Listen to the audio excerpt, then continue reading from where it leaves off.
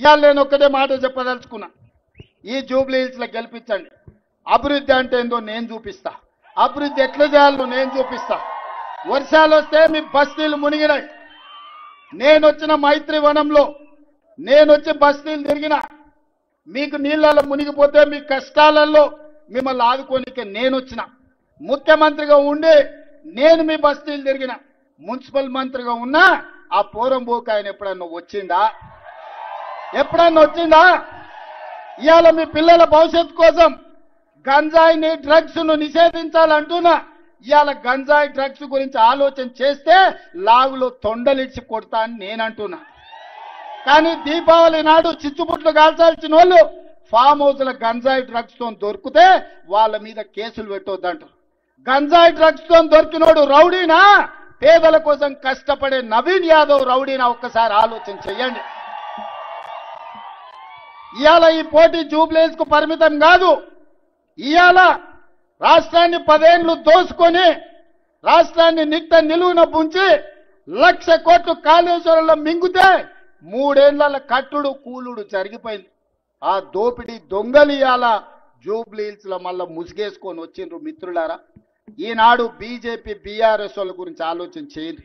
అజరుద్దీన్ కు నేను మంత్రిస్తే, సోనియా గాంధీ మంత్రిస్తే బీజేపీ వాళ్ళకు కడుపు నొప్పి ఎందుకు, బీఆర్ఎస్ వాళ్ళకు దుఃఖం ఎందుకని నేను అడుగుతున్నా.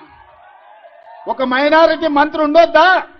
ఇండియాని గెలిపించిన, ఇండియా కెప్టెన్, వరల్డ్ కప్ తెచ్చిన అజరుద్దీన్ ఇండియాకు నాయకత్వం వహించినోడు ఇవాళ తెలంగాణ రాష్ట్రంలో మంత్రిగా ఉండొద్దా? ఇవాళ ఆలోచన చేయండి సోదరులారా.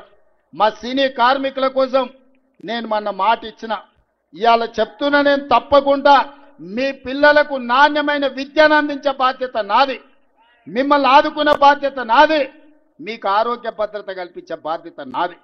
ఇవన్నీ పనులు చేయాలంటే నాకు ఒక భుజం ఉండాలి, నాకు ఒక తోడు ఉండాలి. నాకు ఒక కుడి భుజాన్ని జూబ్లీ హిల్స్ నుంచి ఇవ్వండి. మీ సమస్యల పరిష్కారం కోసం నవీన్ యాదవ్ను మీ తోడుగా పెట్టుకోండి. నా దృష్టికి వచ్చిన ప్రతి సమస్యను పరిష్కరించే బాధ్యత నేను తీసుకుంటా. పేపర్లు రాస్తున్నాయి, కొత్త కొత్త రిపోర్ట్లు వస్తున్నాయి. రియల్ ఎస్టేట్ వ్యాపారం మొత్తం నాశనం చేసిండు. హైడ్రా హైడ్రా హైడ్రా అని తెచ్చి మొత్తం రియల్ ఎస్టేట్ ను కుప్పగూల్చిండు. నేను చెప్పేది కరెక్టేనా కాదా? ప్లాట్లు కొనేటోడు లేడు, ఫ్లాట్లు కొనేటోడు లేడు. ఇవాళ మొత్తం రియల్ ఎస్టేట్ కుప్ప చేసి పెట్టిండు. ఆటో అన్నల కారోబార్ మొత్తం దెబ్బతీసిండు. ఒకప్పుడు 2-2.5 వేలు సంపాదించే ఆటో డ్రైవర్లు ఇవాళ 1000-1200 సంపాదించలేని పరిస్థితి. 162 మంది ఆటో అన్నలు ఆత్మహత్య చేసుకునే పరిస్థితి. రియల్ ఎస్టేట్ బంద్ అయింది, కారోబార్లు దెబ్బతిన్నాయి, పరిశ్రమలు పారిపోతున్నాయి. 1 కాదు 2 కాదు. మొన్ననే కార్నింగ్ అనే పరిశ్రమ తమిళనాడు పారిపోయింది. కేన్స్ అనే పరిశ్రమ గుజరాత్ కు పారిపోయింది. ఫాక్స్కాన్ పరిశ్రమ చెన్నైకి పారిపోయింది. ఇంకొక ప్రీమియర్ ఎనర్జీ అనే పరిశ్రమ ఆంధ్రాకి వెళ్ళిపోయింది. ఉన్న పరిశ్రమలు ఇవాళ పక్క రాష్ట్రాలకు పోతుంటే ఏం చేస్తున్నది ఈ ప్రభుత్వం? దయచేసి మీరు ఆలోచన చేయండి. అదే కేసీఆర్ ప్రభుత్వం ఉన్నప్పుడు 3.5 లక్షలున్న ఐటీ ఉద్యోగులు దాదాపు 10 ఏళ్ల లోపలనే 10 లక్షల ఉద్యోగాలు సృష్టించింది కేసీఆర్ గారి నాయకత్వమా కాదా? ఒక్కసారి గుర్తు తెచ్చుకోండి.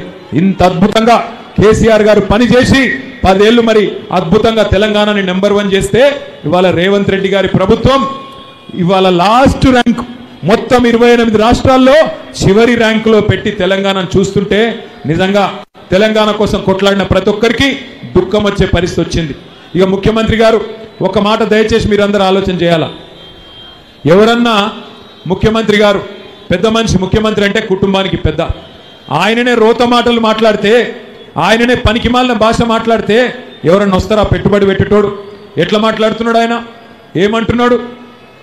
ఎవరన్నా పోయి రేవంత్ రెడ్డి గారిని, అయ్యా నువ్వే చెప్పినావు కదా, మరి అక్కడ కనబడుతున్నాయి బోర్డు చూడండి, నువ్వే చెప్పినావు కదా, ఆడపిల్లలకు చెప్పినావు నెలకు 2.5 వేలు ఇస్తా అని, పేదవాళ్లకు ముసలి వాళ్ళకు చెప్పినావు నెలకు 4,000 పెన్షన్ ఇస్తా అని, వికలాంగులకు చెప్పినావు నెలకు 6,000 పెన్షన్ ఇస్తానని, అట్లాగే మరి రైతులకు చెప్పినావు, మైనారిటీలకు మైనారిటీ సప్లాన్ అన్నావు, అట్లాగే ఆటో డ్రైవర్లకు సంక్షేమ బోర్డు అన్నావు, మొత్తం 420 హామీలు ఇచ్చినావు.